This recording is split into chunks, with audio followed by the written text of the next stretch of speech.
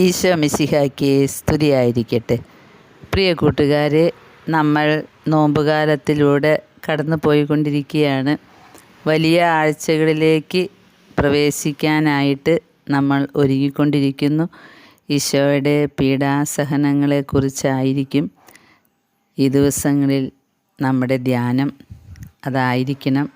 പ്രത്യേകിച്ചും ലോകം സമാധാനമില്ലാത്ത ഒരു അവസ്ഥയിലേക്ക് നീങ്ങിക്കൊണ്ടിരിക്കുകയാണ് എന്ന് നമുക്കറിയാം.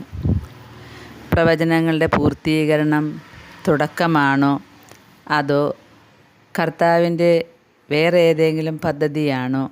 എല്ലാവരും പ്രതീക്ഷിച്ചു കൊണ്ടിരിക്കുകയാണ്. പരിശുദ്ധ അമ്മ അവർ ലേഡി ഓഫ് ഗുഡ് സക്സസ് 400 വർഷങ്ങൾക്ക് മുമ്പ് പറഞ്ഞു വെച്ചിട്ടുള്ളതാണ് ഇതെല്ലാം. ഗർഭന്താളിൽ പരിശുദ്ധ അമ്മ പറഞ്ഞു, അടയാളങ്ങളൊക്കെ സംഭവിക്കും. അതിന് ആദ്യം ചെയ്യേണ്ടത് നിങ്ങളുടെ ജീവിതം നന്നാക്കണം, മാനസാന്തരപ്പെടണം എന്നാണ്. അതുപോലെ തന്നെ നമ്മുടെ തലമുറയിലെയും തലമുറകളിൽ വന്നു പോയിട്ടുള്ള പാപങ്ങൾക്ക്, ലോകം മുഴുവൻ വന്നു പോയ പാപങ്ങൾക്ക് നമ്മൾ പരിഹാരം ചെയ്ത് പ്രാർത്ഥിക്കണം. പരിഹാരം ചെയ്യണമെന്നാണ് ഏതൊരു ദർശനങ്ങളിലും പരിശുദ്ധ അമ്മയും ഈശോയും ആവശ്യപ്പെടുന്നത്. അപ്പോൾ ദൈവമക്കൾ, ദൈവത്തിൻ്റെ സൃഷ്ടികൾ ദൈവത്തിൻ്റെ മുമ്പിൽ എളിമപ്പെട്ട് മാപ്പ് പറഞ്ഞ് ജീവിതം ക്രമപ്പെടുത്തി, പിതാവ് പറയുന്നതനുസരിച്ച് ജീവിതം ക്രമപ്പെടുത്തി, ചെയ്തുപോയ അപരാധങ്ങൾക്ക് മാപ്പ് പറഞ്ഞ്, ചെയ്തുപോയ പാപങ്ങൾക്ക് പരിഹാരം ചെയ്ത് പ്രാർത്ഥിച്ചുകൊണ്ടിരിക്കാനാണ് പറയുന്നത്. നമ്മൾ ദണ്ഡവിമോചനങ്ങളെക്കുറിച്ചാണ് കേട്ടുകൊണ്ടിരിക്കുന്നത്. ഇത് 7ാമത്തെ ഭാഗമാണ് കേട്ടോ. ഏതെല്ലാം പ്രാർത്ഥനകളാണ് ദണ്ഡവിമോചനങ്ങൾ ഉള്ളത് എന്ന് നമുക്ക് നോക്കാം. ഇന്ന് ഞാൻ പറയാൻ പോകുന്നത് 6ാം ഭാഗത്തിൽ പറഞ്ഞ് നിർത്തിയതിൻ്റെ തുടർച്ചയാണ്. സങ്കീർത്തനം 51 അതാണ് പറഞ്ഞു വെച്ചത്. ഇന്ന് ഭക്തവസ്തുക്കളുടെ ഉപയോഗം മൂലം കിട്ടുന്ന പൂർണ്ണവും ഭാഗികവുമായ ദണ്ഡവിമോചനങ്ങളുണ്ട്. ഭക്തവസ്തുക്കൾ എന്നതുകൊണ്ട് ഉദ്ദേശിക്കുന്നത് കുരിശ്, ക്രൂശിത രൂപം, കൊന്ത, വെന്തിങ്ങ, മെഡൽ എന്നിവയൊക്കെയാണ്. ഏതെങ്കിലും ഒരു വൈദികനാണ് അത് വെഞ്ചരിച്ചതെങ്കിൽ അവയുടെ ഉപയോഗത്തിലൂടെ ഭാഗികമായ ദണ്ഡവിമോചനം ലഭിക്കും. എന്നാൽ ഈ ഭക്തവസ്തുക്കൾ മാർപ്പാപ്പയോ ഏതെങ്കിലും മെത്രാനോ ആണ് വെഞ്ചരിച്ചതെങ്കിൽ അതുപയോഗിക്കുന്ന വിശ്വാസികൾക്ക് അപ്പസ്തോലന്മാരുടെ തിരുനാൾ, വിശുദ്ധ പത്രോസ് പൗലോസ് ശ്ലീഹന്മാരുടെ തിരുനാൾ എന്നീ ദിവസങ്ങളിൽ വിശ്വാസ പ്രമാണം കൂടി ചൊല്ലിയാൽ പൂർണ്ണ ദണ്ഡവിമോചനം ലഭിക്കുന്നതാണ്. ഒരു ഭക്തവസ്തു വെഞ്ചരിക്കാൻ ക്രമങ്ങൾ ഏതെങ്കിലും ഉണ്ടെങ്കിൽ അതുപയോഗിക്കണം. ഇല്ലെങ്കിൽ ആ ഭക്തവസ്തുവിൻ്റെ മേൽ വൈദികൻ കുരിശടയാളം വരച്ച് പിതാവിൻ്റെയും പുത്രൻ്റെയും പരിശുദ്ധാത്മാവിൻ്റെയും നാമത്തിൽ എന്നുറക്കെ പ്രാർത്ഥിച്ചുകൊണ്ട് ആശീർവദിക്കേണ്ടതാണ്. വെന്തിങ്ങ പൊതുവായിട്ട് ആശീർവദിക്കാൻ ഒരു ക്രമം ഉപയോഗിക്കപ്പെടേണ്ടതാണ്. മറ്റ് ഭക്തവസ്തുക്കൾക്ക് കുരിശടയാളം മതിയാകും. അടുത്തത്, മാനസികമായ പ്രാർത്ഥന വഴി നമുക്ക് ഒരു ഭാഗിക ദണ്ഡവിമോചനം ലഭിക്കും. അതായത് മാനസികമായ പ്രാർത്ഥനയിൽ കുറച്ച് നേരമെങ്കിലും ഭക്തിയോടെ ചിലവഴിക്കുന്ന വിശ്വാസികൾക്ക് ഭാഗികമായ ദണ്ഡവിമോചനം നേടാവുന്നതാണ്. അതുപോലെ വചനപ്രഘോഷണത്തെ സഹായിക്കുന്നത് പൂർണ്ണമോ ഭാഗികമോ ആയ ദണ്ഡവിമോചനമുണ്ട്. ദൈവവചന പ്രഘോഷണത്തെ ഭക്തിയോടും ശ്രദ്ധയോടും കൂടെ സഹായിക്കുന്ന വിശ്വാസികൾക്ക് ഭാഗിക ദണ്ഡവിമോചനം ലഭിക്കും. ഒരു ധ്യാനത്തിനിടയിൽ വചനപ്രഘോഷണം കേട്ട് ധ്യാനത്തിൻ്റെ ആഘോഷമായ സമാപനത്തിൽ സംബന്ധിക്കുന്നവർക്ക് പൂർണ്ണ ദണ്ഡവിമോചനവും ലഭിക്കുന്നതാണ്. അപ്പോൾ വചനപ്രഘോഷണത്തെ സഹായിക്കുന്നവർക്ക്, ഏതെങ്കിലും തരത്തിൽ സഹായിക്കുന്നവർക്ക് ഭാഗികമായ ദണ്ഡവിമോചനമുണ്ട്. അതുപോലെ ഒരു ധ്യാനം കൂടിയിട്ട് വചനം കേട്ട് ധ്യാനത്തിൻ്റെ ആഘോഷമായ സമാപനത്തിൽ സംബന്ധിക്കുന്നവർക്ക് പൂർണ്ണ ദണ്ഡവിമോചനമുണ്ട്. നമ്മൾ എത്രയോ ധ്യാനങ്ങൾ കൂടിയിട്ടുണ്ട് അല്ലേ? എന്നെങ്കിലും ധ്യാനം കൂടി കഴിഞ്ഞ് അവസാനത്തെ പ്രാർത്ഥന ചൊല്ലുമ്പോൾ പ്രാർത്ഥിച്ചിട്ടുണ്ടോ, ഈ ധ്യാനം അവസാനം വരെ ഞാൻ കൂടിയതിൻ്റെ പേരിൽ എനിക്ക് സഭ നിശ്ചയിച്ച ദണ്ഡവിമോചനം ലഭിക്കണം എന്ന് നമ്മൾ പ്രാർത്ഥിച്ചിട്ടുണ്ടോ? പരിശുദ്ധ അമ്മ ഓരോ പ്രത്യക്ഷീകരണങ്ങളും പറയുന്നുണ്ട്, ദണ്ഡവിമോചനം കിട്ടുന്ന പ്രാർത്ഥനകൾ കൂടുതൽ ചൊല്ലാൻ. അത് നമ്മുടെ പാപങ്ങൾക്കുള്ള വലിയൊരു പരിഹാരമാണ്, നമ്മുടെയും മറ്റുള്ളവരുടെയും. ദണ്ഡവിമോചനം മറ്റുള്ളവരുടെ പാപത്തിന് പരിഹാരമായി കാഴ്ചവെക്കാൻ പറ്റില്ല. അത് നമുക്ക് തന്നെ നമ്മുടെ പാപങ്ങൾക്ക് പരിഹാരമായിട്ട് കാഴ്ചവെക്കാം.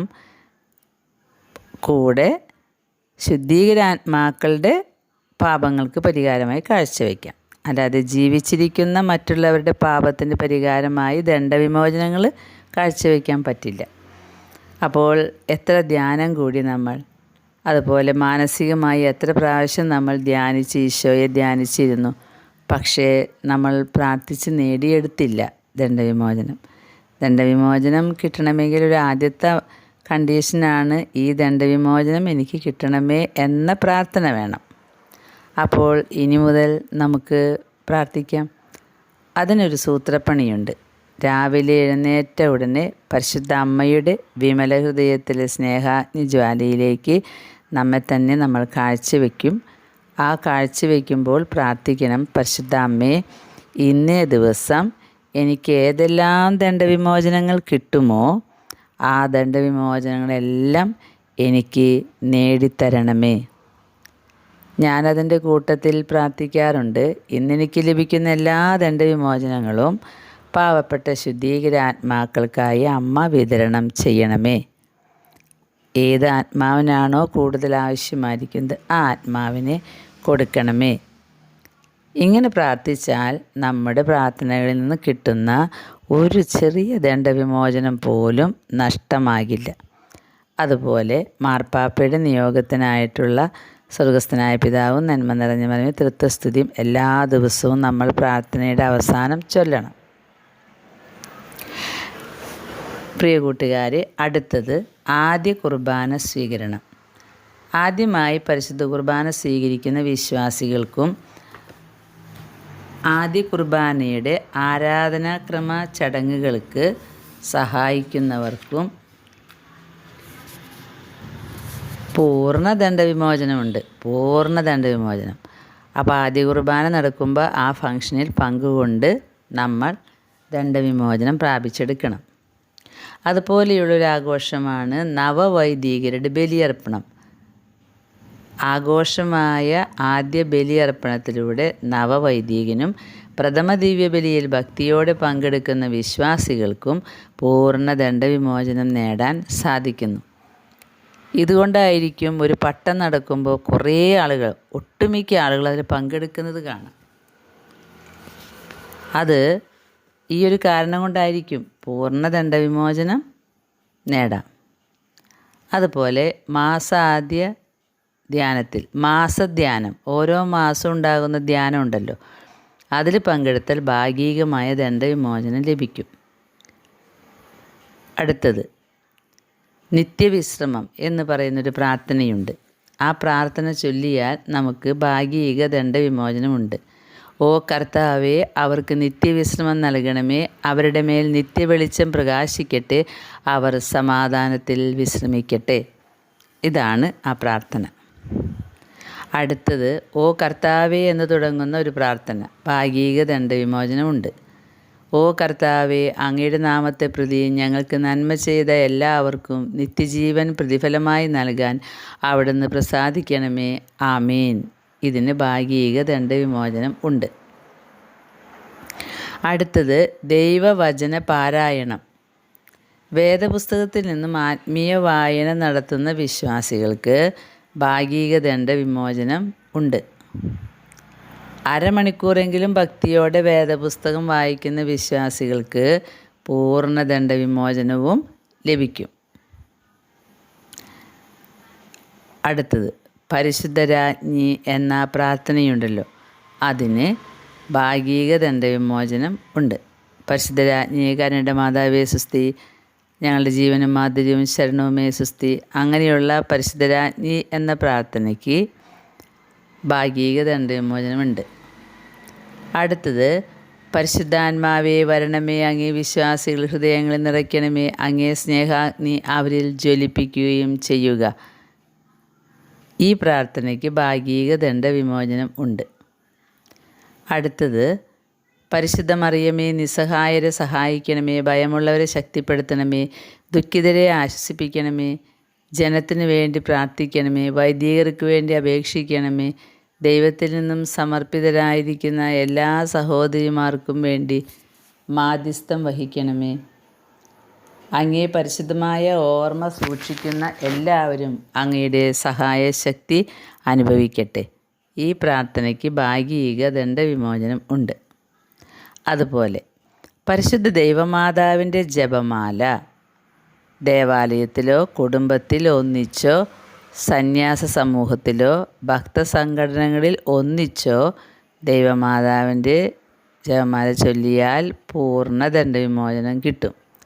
മറ്റവസരങ്ങളിൽ ഭാഗിക ദണ്ഡവിമോചനമാണ് കിട്ടുന്നത്. ഇതിന് കുറച്ച് കണ്ടീഷൻസ് ഉണ്ട് പൂർത്തീകരിക്കേണ്ടത്. ഒന്നാമത്തെ 5 രഹസ്യങ്ങൾ തുടർച്ചയായി ചൊല്ലണം. രണ്ടാമത്തെ രഹസ്യങ്ങളെക്കുറിച്ച് ധ്യാനിച്ചുകൊണ്ട് വാക്കാൽ പറഞ്ഞ് പ്രാർത്ഥിക്കണം. സ്ഥലത്തെ പതിവനുസരിച്ച് ദിവ്യരഹസ്യങ്ങൾ ഉറക്കെ പറയണം. അതാണ് മൂന്നാമത്തെ കണ്ടീഷൻ. സ്ഥലത്തെ പതിവനുസരിച്ച് ആ ദിവ്യരഹസ്യങ്ങൾ ഉറക്കെ പറയണം. നാലാമത്തെ ജപമാല ചൊല്ലുന്ന പതിവില്ലാത്ത പൗരസ്ത്യ സഭകളിൽ പരിശുദ്ധ അമ്മയുടെ ബഹുമാനാർത്ഥമുള്ള മറ്റേതെങ്കിലും പ്രാർത്ഥനകൾക്ക് ആ സഭയുടെ പാത്രിയാർക്കീസ് നിശ്ചയിക്കുന്ന പ്രാർത്ഥനയ്ക്ക് പൂർണ്ണ ദണ്ഡവിമോചനം നേടാവുന്നതാണ്.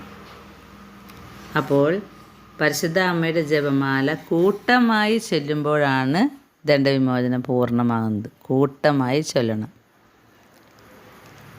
ജപമാലയുടെ രഹസ്യങ്ങൾ നിങ്ങൾക്ക് എല്ലാവർക്കും അറിയാവുന്നതുകൊണ്ട് പറയുന്നില്ല. സന്തോഷമായ ദിവ്യരഹസ്യം, പ്രകാശത്തിൻ്റെ ദിവ്യരഹസ്യം, ദുഃഖകരമായ ദിവ്യരഹസ്യം, മഹിമയുടെ ദിവ്യരഹസ്യം. അടുത്തത് കുരിശിൻ്റെ വഴിയാണ്. കുരിശിൻ്റെ വഴിയിലൂടെ പൂർണ്ണ ദണ്ഡവിമോചനം നമുക്ക് ലഭിക്കും. നിയമപ്രകാരം നിർമ്മിച്ചിട്ടുള്ള കുരിശിൻ്റെ വഴിയിലായിരിക്കണം ഈ ഭക്താഭ്യാസം നടത്തേണ്ടത്. വളരെ പൊതുവായ കുരിശിൻ്റെ വഴി ഉണ്ടാക്കുമ്പോൾ 14 കുരിശുകൾ ഉണ്ടാക്കണം. ഈ 14 കുരിശിലും ജെറുസലേമിലെ സ്ഥലങ്ങളെ സൂചിപ്പിക്കുന്ന പടങ്ങളോ രൂപങ്ങളോ സ്ഥാപിക്കുന്നതും നല്ലതാണ്.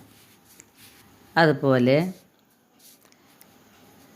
നമ്മുടെ പൊതുവായ ആചാരപ്രകാരം 14 സ്ഥലങ്ങളിലും ഭക്തിപൂർവമായ ഓരോ വായനകളോടും ചേർത്ത് ചില വാചിക പ്രാർത്ഥനകളൊക്കെയുണ്ട്. യേശുവിൻ്റെ പീഡാസഹനത്തെയും മരണത്തെയും കുറിച്ചുള്ള ഭക്തിപൂർവമായ ഒരു വിചിന്തനം ഉണ്ടാകണം. അടുത്തത് ഒരു സ്ഥലത്തു നിന്നും അടുത്ത സ്ഥലത്തിലേക്കുള്ള ചലനവും ആവശ്യമാണ്.